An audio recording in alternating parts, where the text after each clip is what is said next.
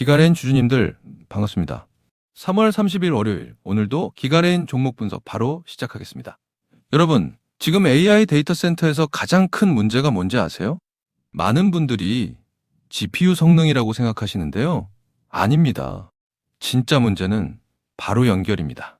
아무리 빠른 칩을 넣어도 데이터를 실어 나르는 통로가 좁으면 결국 전체 시스템은 병목이 걸리면서 멈춰버립니다. 그래서 지금 글로벌 빅테크 기업들이 단순히 반도체가 아니라 데이터 이동 속도에 모든 걸 걸고 있는 상황입니다. 실제로 엔비디아가 광통신 기업 두 곳에 6조 원을 투자한 이유도 바로 이 연결 문제 때문이죠.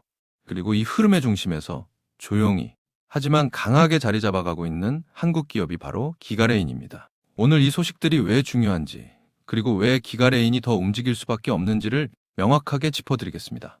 만약 여러분이 1000마력짜리 슈퍼카를 가지고 있는데 달릴 수 있는 길이 비포장도로뿐이라면 어떻게 될까요? 지금 AI 데이터 센터가 정확히 이 상황이에요. 구리 기반 회로는 전송거리가 길어질수록 열이 폭발적으로 늘어나고 그 열을 식히려면 막대한 전력이 들어갑니다. 이 악순환을 끊을 열쇠가 바로 빛으로 데이터를 보내는 광통신이에요. 그렇다면 이 기술이 어디까지 와 있고 누가 수혜를 받는 걸까요? 오늘은 이 세 가지를 같이 확인해 볼 거예요. 첫째, 광통신. AI 인프라에서 왜 GPU 다음 주인공이 되고 있는지. 둘째, 오픈랜. 기지국 시장의 판을 뒤흔드는 기술이 왜 지금 주목받는지. 셋째, 글로벌 확장. 기가레인이 어떻게 이 두 흐름의 교차점에 서게 됐는지. 첫 번째 열쇠인 광통신부터 열어보겠습니다. 여러분도 최근 데이터 센터 전력 문제가 심각하다는 뉴스 보셨을 거예요. 이 전력 문제의 상당 부분이 데이터를 전송하는 과정에서 발생한다는 사실 아시나요? 구리선은 속도를 높이려면 전력을 쏟아야 하고 열이 나면 냉각에 또 전력이 드는 구조거든요. 그래서 나온 기술이 CPU입니다. CPU란 뭘까요? 연산칩 바로 옆에 빛을 보내는 장치를 달아서 전기신호 이동 거리를 극단적으로 줄이는 겁니다. 적용하면 데이터 전송 전력이 30%에서 50%까지 줄어들어요. 뱅크 오브 아메리카는 이 광통신 시장이 2030년까지 730억 달러, 한화 107조 원 규모에 이를 것으로 전망했습니다. 지금의 4배가 넘는 성장이죠. 이 성장이 먼 나라 이야기가 아니냐고요. 삼성자산운용은 3월 31일 국내 최초 AI 광통신 ETF를 상장합니다. 지난해 한국 통신장비 수출은 전년 대비 15% 증가했고 올해는 2조 원 돌파를 내다보고 있어요. 왜 이렇게 빠르냐고요? AT&T가 향후 5년간 250조 원 규모의 설비 투자를 발표했기 때문입니다. 이 투자금이 흘러들어가는 곳이 바로 광통신과 개방형 네트워크 인프라입니다. 인프라 이야기가 나왔으니 두 번째 키워드 오픈랜으로 넘어가겠습니다. 오픈랜이 뭔지 아세요? 기존 기지국은 대형 통신장비 회사가 하드웨어와 소프트웨어를 통째로 묶어서 팔았어요. 다른 회사 장비와는 섞어 쓸 수 없는 구조였죠. 통신사 입장에서 장비를 바꾸고 싶어도 한 회사에 묶여 있어야 했다는 뜻입니다. 오픈랜은 이 족쇄를 풀어버리는 기술이에요. 하드웨어와 소프트웨어를 분리하고 개방형 표준을 만들어 어떤 장비든 자유롭게 조합할 수 있게 합니다. 이 족쇄가 풀리면서 시장 전체가 재편되고 있습니다. 재편의 한가운데 서 있는 기업이 기가레인입니다. 이게 얼마나 큰 이야기냐면요. 기가레인은 원래 RF 케이블과 커넥터 같은 부품을 만들던 회사예요. 2020년부터 오픈랜 장비 개발에 뛰어들어 2년 만에 ORU 시스템 개발에 성공했습니다. RU란 기지국에서 무선 신호를 송수신하는 핵심 장치인데요. 2024년에는 프라이빗 오지 고객사에 초도 물량까지 납품했어요. 부품 회사가 시스템 기업으로 바뀐 겁니다. 이 전환의 비결은 20년 넘게 쌓아온 RF 기술력이라는 토양이었습니다. 토양 위에 자란 열매가 글로벌 인증입니다. 이 인증이 왜 중요할까요? 오픈랜은 서로 다른 회사 장비를 섞어 써야 하기에 국제 표준 검증이 필수입니다. 기가레인은 2025년 말 오란 글로벌 플러그 페스트에서 멀티벤더 상호 운용성 시험을 국내 최초로 통과했어요. 올해 2월에는 오란 얼라이언스의 공식 인증서까지 수여받았습니다.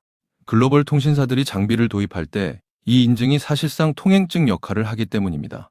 여기서 한 가지 더 짚을 게 있는데요. 기가레인은 영국의 반도체 기업 랜세미와 전략적 협력을 맺었습니다.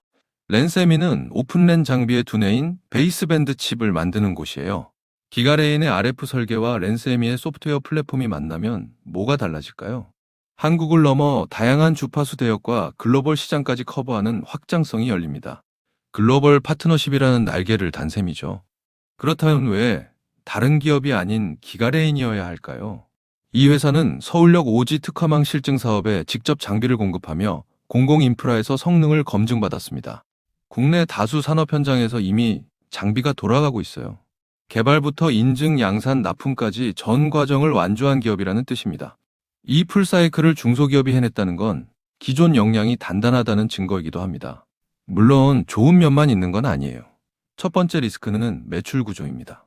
2025년 3분기 누적 기준 매출이 전년 대비 약 20% 줄었고 영업 손실도 확대됐어요. 기존 RF 부품 매출이 줄어드는 구간에서 ORU 신사업이 아직 매출을 메우지 못하고 있는 전환기 리스크가 존재합니다. 그렇다면 이 리스크 하나만으로 끝일까요? 두 번째도 짚어봐야 합니다. 합리적으로 봐야 할 두 번째 리스크는 오픈랜 시장 자체의 성장 속도예요. 마켓앤마켓은 이 시장이 2030년까지 연평균 39%씩 성장할 거라 전망하지만 기존 대형 장비사들이 자기 영역을 쉽게 내줄까요? 수주 시점이 늦어질 가능성은 열려 있습니다. 그렇다면 이 리스크 때문에 당장 등을 돌려야 할까요? 절대 아닙니다. 기가레인은 기존 RF 사업이라는 현금 흐름 기반 위에서 전환을 추진하고 있고 글로벌 인증이라는 객관적 기술 증명을 이미 확보했기 때문입니다. 리스크를 알고 들어가는 것과 모르고 들어가는 것은 전혀 다른 판단이에요. 자, 지금까지의 이야기를 딱 세 줄로 정리해 드릴게요. 광통시는 AI 데이터 센터의 병목을 해결할 차세대 인프라로 107조 원 시장이 열리고 있습니다. 오픈랜은 닫혀있던 기지국 시장의 문을 열었고 기가레인은 국내 최초로 글로벌 인증까지 획득했습니다. 글로벌 확장은 랜세미와의 협력과 해외 인증 추진으로 이미 시작됐습니다. 앞으로 이 흐름이 어디서 가속될까요? 변곡점은 두 가지입니다. 첫째, 미국 CBRS와 캐나다 ISED, 유럽 CE 인증이 순차적으로 완료되는 시점이에요. 이 인증들이 떨어지면 해외 통신사와의 개념 검증이 실제 수주로 전환될 수 있습니다. 둘째, 실내용 중심이었던 제품 라인업이 아웃도어 고출력 ORU로 확장되는 시점입니다. 대형 기지국 시장은 실내 시장과는 비교가 안 되는 규모거든요. 이 두 가지가 맞물리는 순간이 기가레인의 진짜 전환점이 될 겁니다.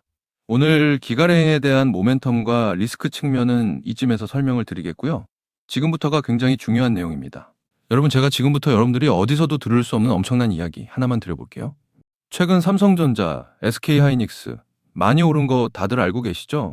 시총 1위 삼성전자는 단기간에 무려 4배가 올랐고 20만 원 하던 SK하이닉스는 100만 원까지 무려 5배가 올랐습니다.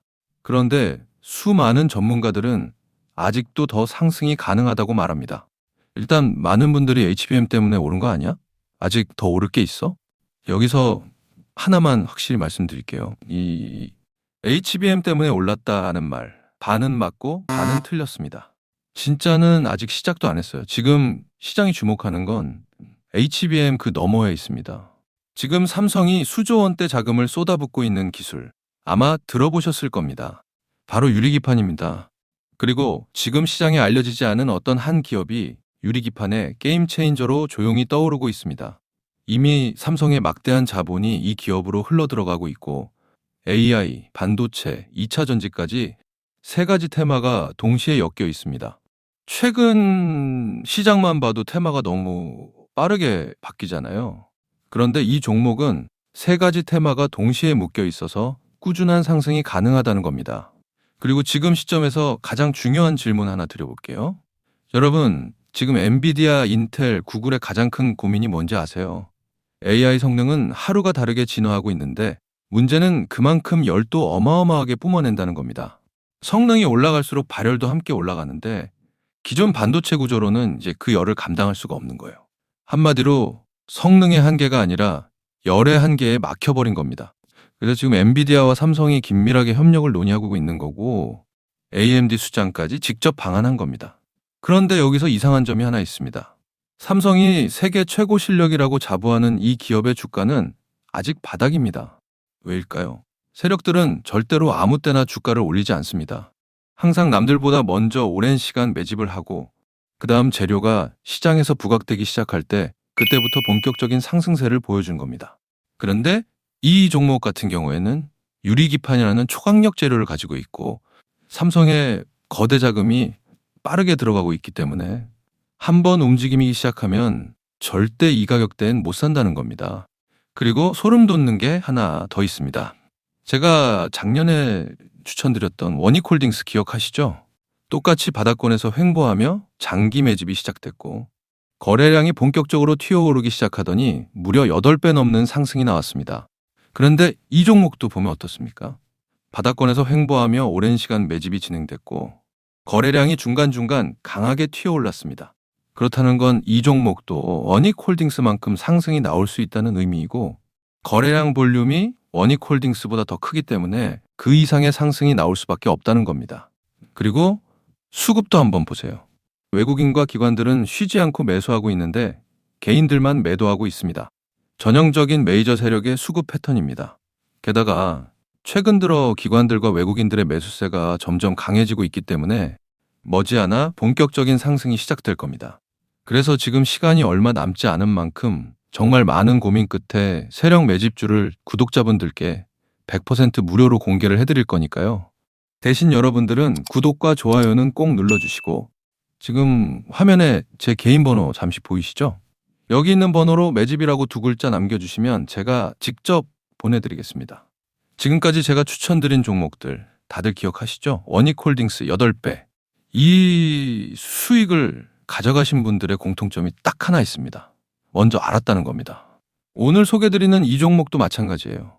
차트는 이미 신호를 보내고 있고 외국인과 기관은 조용히 담고 있습니다.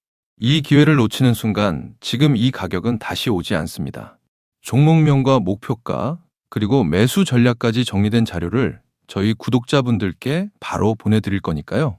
마지막으로 구독과 좋아요 이 2가지만 눌러주시고 상단에 제 개인 번호로 매집이라고 2글자 남겨주시면 제가 직접 보내드리도록 하겠습니다. 투자에서 수익의 차이는 결국 기회를 알아봤을 때 시도했느냐, 그냥 지나쳤느냐에서 갈립니다. 그러니까 저희 구독자분들은 이 기회 절대 놓치지 마시길 바라겠고요. 오늘 영상은 이쯤에서 마무리하고 저는 다음에 더 좋은 분석으로 다시 찾아뵙겠습니다. 감사합니다.